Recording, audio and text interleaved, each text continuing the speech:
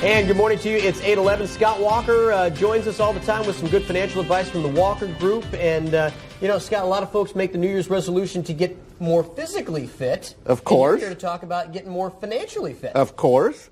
Most people do make resolutions. Of course, most of us don't keep those resolutions. And one reason why is we tend to set the goal too high. Mm-hmm.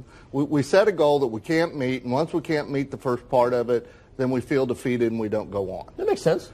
So to make it a little simpler, if you just break it down by month, just have little small goals to reach, you've got a better chance of making it. Now, if you go to my website, wgifs.com, it'll give you the full listing, but just let me give you a couple of teasers. All right. In January, the first month, all you have to do is just figure out little ways you can save money. Just start small. I mean, instead of maybe buying lunch at the Scotch and Sirloin, maybe bring your lunch that day. Okay. Then move to February. February is the month you really should try to create a budget. Make a budget of where you're spending your money, how you're spending it, and how you can control that. But you got to be honest with that budget, right? You got to be honest with it. That's true. Come March, that's the time we want to think about putting our debt on diet. Let's learn. If we can learn to control our debt, we can do more to prepare for our financial future than anything else. Mm-hmm. Then April's just a true month to save.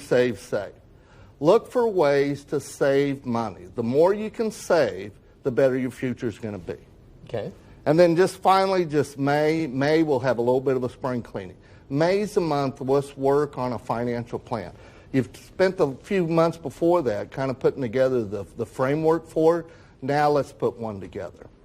So a good advice there, Scott, obviously, and like you said, you're not putting too much on people at one time so that they get overwhelmed and then they just don't do anything. Don't do anything. So you pick up a couple little bits here and there and you build. That's right.